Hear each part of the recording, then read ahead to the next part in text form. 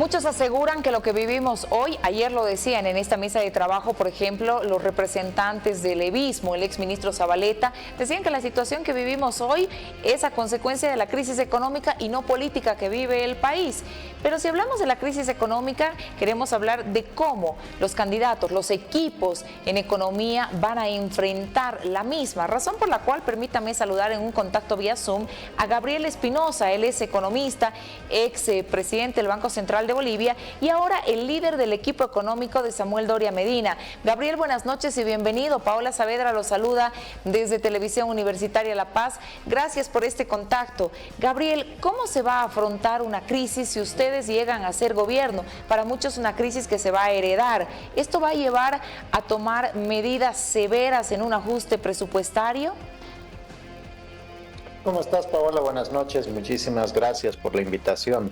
Mira, empiezo por la primera afirmación. Definitivamente vamos a heredar una crisis económica de la que todavía no conocemos la magnitud.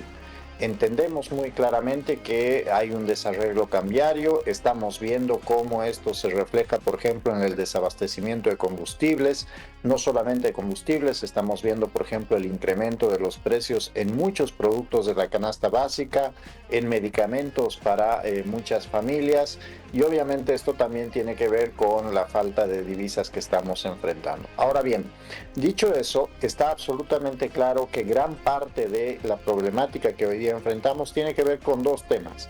El primero de ellos, un excesivo gasto fiscal, más del 10% del PIB en déficit fiscal, financiado sobre todo por un banco central que está emitiendo una gran cantidad de moneda, lo cual deteriora el poder adquisitivo de los bolivianos y en consecuencia pues hace o genera esta inflación que estamos viendo en el mercado todos los días. Y por otro lado, una subvención que es absolutamente insostenible. Ya el presidente lo ha dicho varias veces, lamentablemente por cálculos políticos, el presidente cuando buscaba ser candidato no quiso hacer el ajuste a los precios de los combustibles. Hoy día por debilidad o falta de gobierno no lo lleva adelante y esto pues está dejando una situación muy insostenible, diría yo. Ahora bien, dicho eso, lo que hay que hacer es básicamente cortar esas dos cosas. Primero, el déficit fiscal, que aquí hay que aclarar a la gente, no va a dañar grandemente la actividad económica de la gran mayoría de las familias que hoy día se baten en el mercado privado o en el mercado informal, incluso generando su propio empleo. Gran parte del gasto público, sobre todo del nivel central de gobierno, está concentrado en algunas pocas empresas o dependencias públicas que no están siendo hoy día efectivas para el cotidiano vivir de la gente. Les doy un ejemplo. Diremar, una dirección que había sido creada para el juicio que Bolivia entabló con Chile en La Haya, el cual perdimos, seguía existiendo hasta hace unos pocos meses.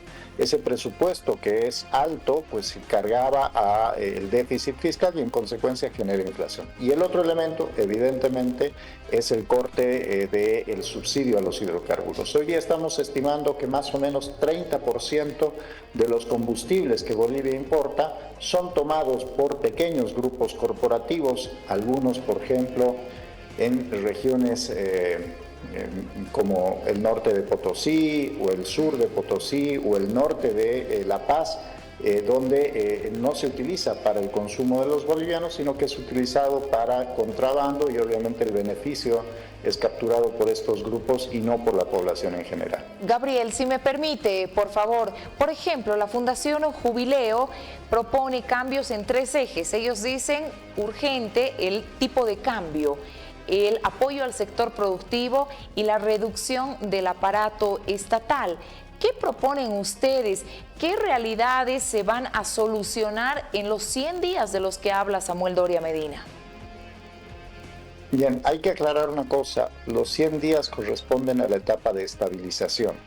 Es absolutamente evidente que la economía hoy día está en crisis, pero además está completamente volátil.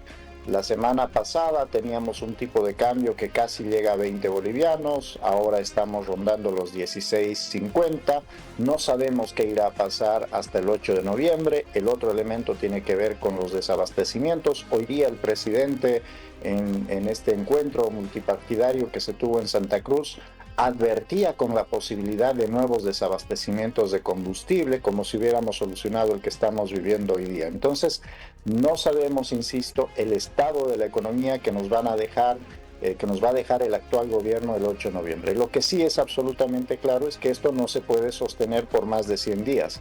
A partir del 8 de noviembre la tarea es la estabilización de la economía. ¿Qué implica eso? Primero, frenar el incremento de precios.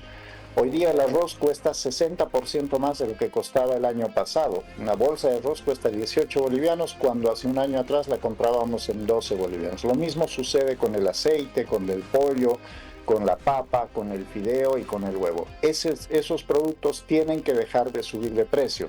¿Cómo se hace esto? Primero, controlando el gasto fiscal.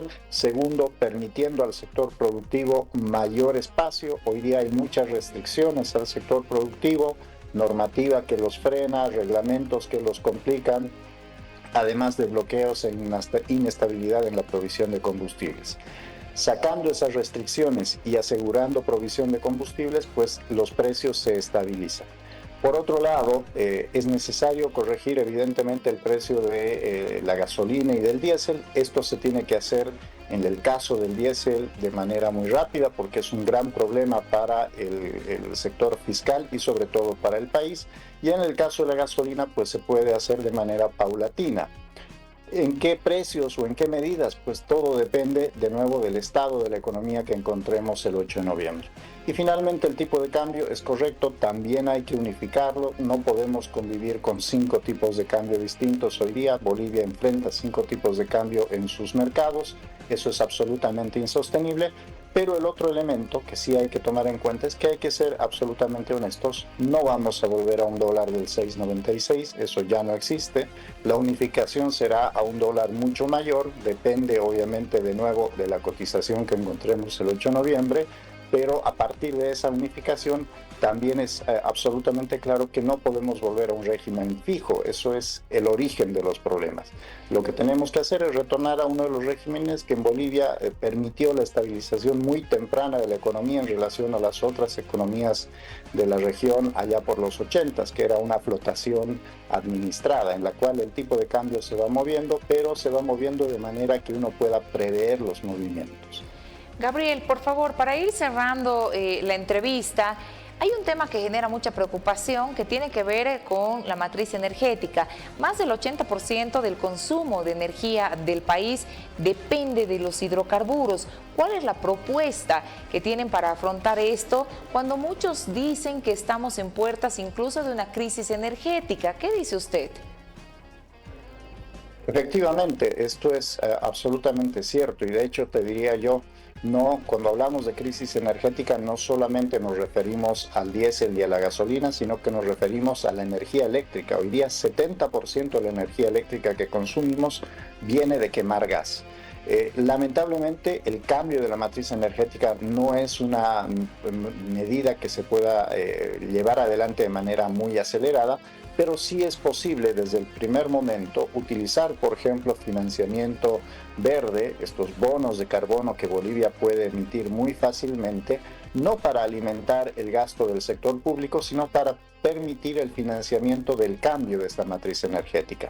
Esto implica, por ejemplo, créditos para el recambio de unidades vehiculares, que dejemos de utilizar diésel y gasolina como principal combustible para nuestro parque automotor y vayamos, por ejemplo, al vehículo eléctrico. Esto implica, por ejemplo, créditos para pues, los cambios necesarios en los hogares. Hoy día muchos hogares son energéticamente ineficientes.